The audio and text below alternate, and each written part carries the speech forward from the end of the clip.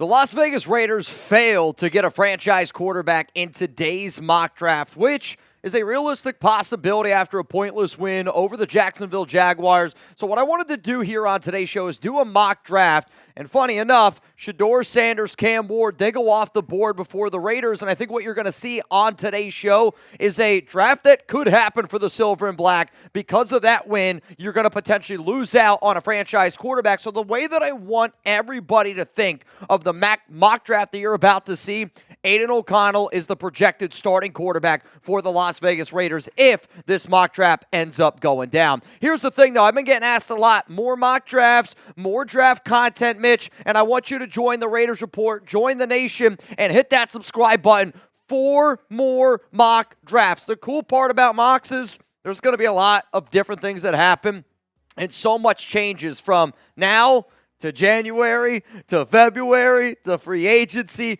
leading up until that actual 2025 NFL Draft, which we'll be live for here on this channel, and you'll actually get to see the picks before you see them on television. When you see the NFL Draft order, the Raiders right now are sitting here at number 6, and the teams that are picking us in front, some need some QBs, some do not need some quarterbacks. So what I ended up doing here is I ran this simulation on PFN mock draft, and number 1 overall is Shedeur Sanders. And when you listen to some of the reports out there, it sounds like the Giants could actually take Sanders. Travis Hunter goes to New England. Will Campbell goes number 3 to Jacksonville. Cam Ward's off the board to the Tennessee Titans. And then Ashton Jeanty, running back for Boise. I'm not going to lie.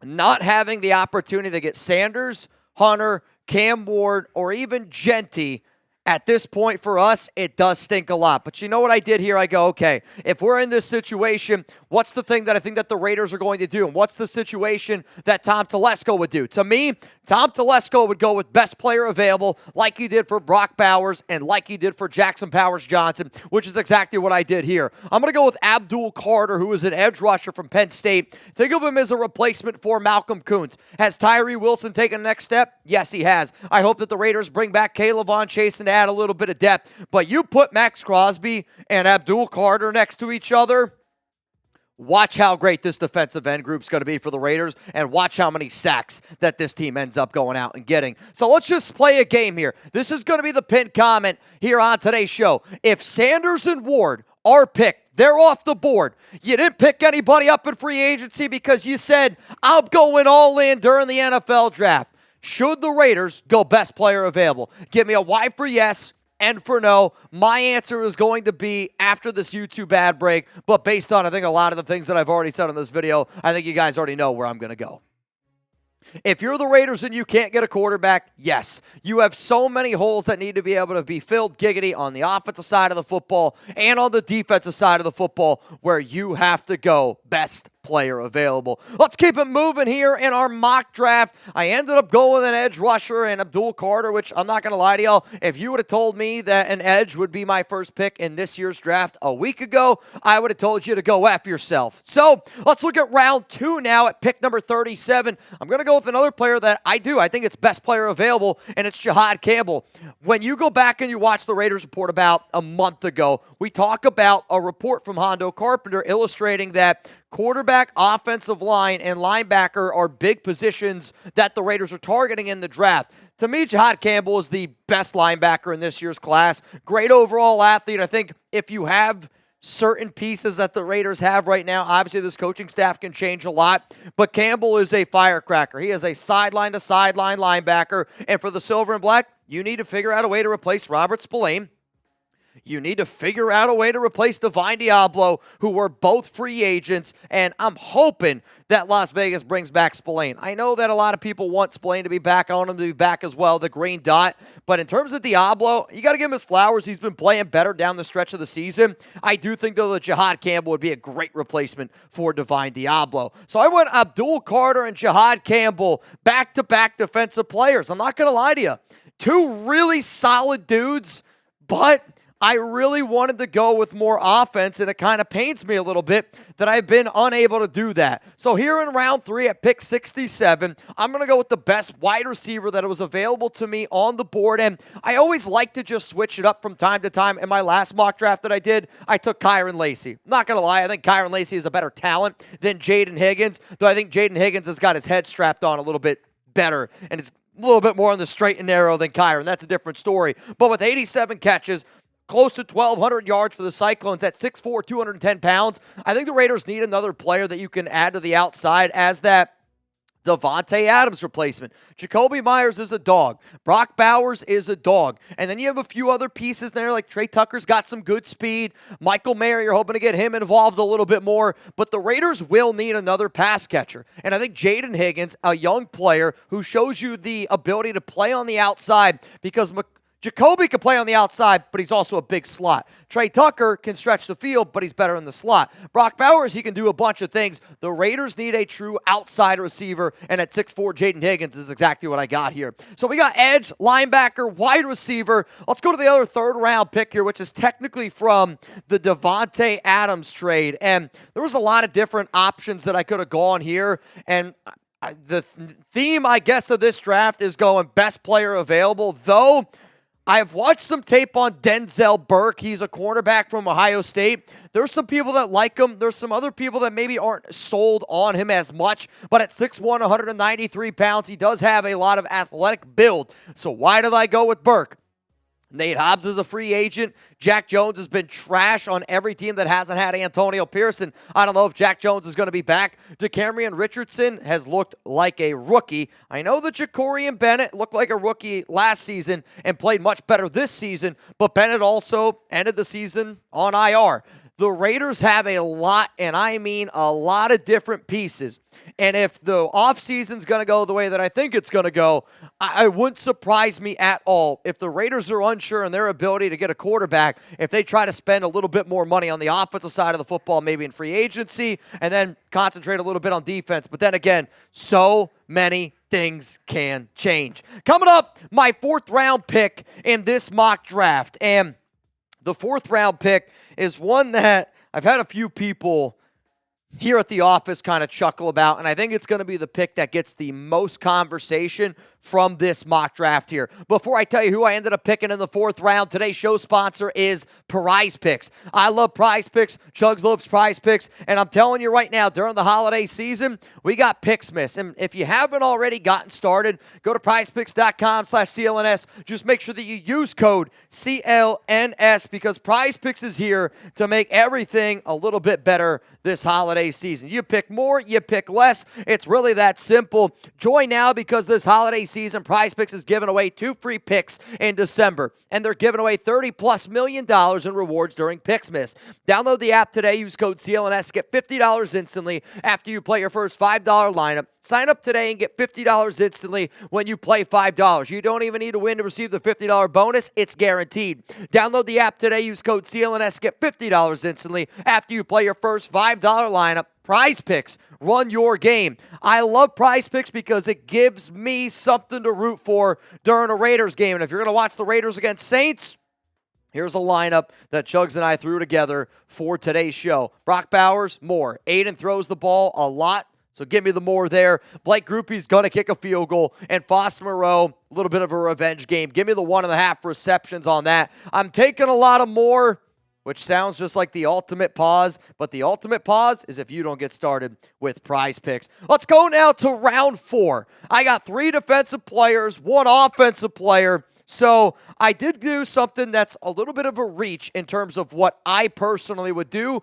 but based on the conversations that I had in Las Vegas about 2 weeks ago, if the Raiders miss out on Shedeur Sanders, they are going to be eyeing Dillon Gabriel. And I was told that they could even be as interested in Gabriel all the way up in the 3rd round. I don't think that he would have fallen to me in the 5th, and I believe if the Raiders were in this situation and Gabriel's on the board with their first pick in I guess, the 4th round or the first pick on day 3.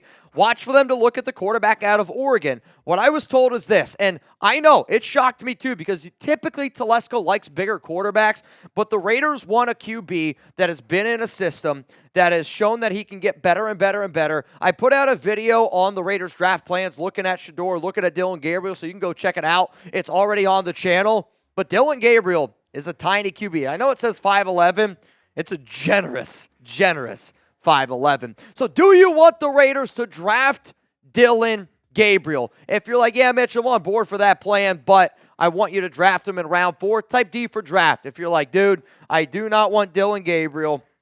I want nothing to do with any other quarterback not named Shedeur. Or, you know what, if you're going to type P for pass, how about you give me a quarterback not named Cam Ward, not named Shedeur Sanders, that the silver and black should target, be an overachiever, give me the round. Let's go to round 5. And at this point in the draft, you still have a lot of holes to fill, and I'm trying to add more depth here for the Las Vegas Raiders. With 3 picks in round 6, a pick in round 7, a pick in round 5. Also, just depending on comp picks, a lot of different stuff could change. This pick here, I think, is going to be a fan favorite and maybe one of the most intriguing prospects in the draft because I don't know where he's going to go. Cam Scatterbo, and he has got some serious thunder thighs. Alexander Madison, free agent. Amir Abdullah, free agent. Zamir White, I don't even think he's going to be on the team. So to me, I know the way that this team wants to still try to establish itself and be a physical football team behind JPJ at center. With the injuries that this team has had, even like with a guy like Sincere McCormick, they're going to want to add a thumper. And I think adding a thumper at a cheap position like running back is something that the Raiders could potentially look at and doing. So for that, it's a Zamir White, Alexander Madison cheap replacement in round 5. Let's go to round 6 now, and this is where I had to get a little bit more creative because when I look at this mock, I'm not going to lie, and I think one of the reasons why it's important to do mock drafts is because you're not going to like every single one that you do, and I don't love the fact that I haven't taken a single offensive lineman yet until round 6. So for that reason, I'm going to go with Joshua Gray. Some people look at him as a tackle. I think he's more of an offensive guard at 6'4", 310 pounds, but because I believe he's a guard, you have that extra flexibility on the interior where the Raiders got to find a left guard. You have to either find a left guard, find a right guard. Dylan Parham is able to do both, but you know JPJ is going to play center. I would imagine DJ Glaze is going to be at that right tackle spot. Colton Miller could be back at left tackle. More and more people that I talk to, it does sound like it's more inclined that Miller's going to be back. It does sound like that they're intriguing or thinking about giving him a contract extension, but we needed to add some interior offensive linemen, so I had to go out and I got Joshua Gray. Let's go to the other pick here, and we got 2 more picks in the 6th round of this mock draft, and just like Joshua Gray, you got to add players that you know can be good depth pieces, that offer you a little bit of flexibility, that offer you a little bit of versatility from top to bottom, but you also need to add guys in the trenches. So for that reason, I'm going to go with Joshua Farmer at 6'3", 320 pounds from Florida State. The Florida State season was a joke. It was. But I am also intrigued by how many of these players from Florida State that were highly touted that just ended up saying, F it, I don't even really care about this season because of how much of a disaster it is. And I will always bet on players that have talent. Joshua Farmer does have talent. And because he has talent, if you have certain coaches like a Rob Leonard, like a Patrick Graham, I'm going to bet on those players because, as we've already seen, Caleb Von Chasen looks like a totally different player. Think about how many guys look like totally different players on this team. It's because of our defensive staff, and it's because of that coaching unit. It's a really solid one. Let's go to the final pick here in round 6 of this mock draft. And I believe that I already took this guy earlier, and I think that a lot of people are going to be intrigued by J.C. Davis because he's from Oakland, California. Don't get me wrong. I'm a little bit of a sucker for that type of stuff, but when you're looking at this late in the draft process, I want to find a kid where he could potentially play for the team that he grew up rooting for. At 6'5", 320 pounds, he can play offensive tackle, and if you need some extra depth because of maybe Colton Miller does want to walk, or I think Colton Miller in this situation, based on this mock, because I've said a lot this offseason that I know for a fact Colton Miller wants a brand new deal. He's got $0 million guaranteed. Based on the way that this mock draft went, means the Raiders gave Colton Miller a contract extension, because if we don't have a left tackle, I'm not waiting until round 6 to get an offensive tackle. Let's go to the final pick here, though, in my Raiders 2025 mock draft, picking at number 6. And round 7, what are we looking at exactly? I'm going to go with a player at a position that we need to be able to add extra depth at, and that's at safety. I'm going to go with Billy Bowman Jr. He's from Denton, Texas. If you don't know Denton, Texas, it is a powerhouse for high school football. Chugs actually covered this guy. Not actually, like, covered him in a game. Like, covered him in terms of, like, sports media type of stuff. Chugs is like, nah, I tackled that guy. But 55 tackles, 2 INTs. Trevon Merrick, free agent. Marcus Epps, free agent. Chris Smith, big old shrug emoji. You know what I mean? Like, Trey Taylor, haven't really seen him at all this season. This is just simply a move of a guy that is a good special teams player, and I'm looking for extra special teams talent in round 7 at a position of need. So give me your grade down below. Give me an A, B, C, D, or F, and I want you to grade this mock draft, and you can give me a bad grade. You know why? Because I'm looking at this mock, and I'm telling you, I don't even like it all that much, and I'm the one that did it. But I do think it's important to go through and look at certain players. Like, I think Abdul Carter's a dog. I think Jahad Campbell is a dog. I think you got a lot of good value there, but because you didn't get your franchise quarterback, there's no way that I can give this a high grade. And for that reason, if the Raiders fail to get Cam Ward and they fail to get Shedeur Sanders, you're not going to send me a mock draft where I think it's anything better than a C. Like, looking at this mock, I did it. I'm probably going to give myself a D+ grade. Why? You need a franchise quarterback. You failed to get one. And with this team, you're rolling with Aiden O'Connell. That means you're hoping for another 7, 8, maybe 9 win season.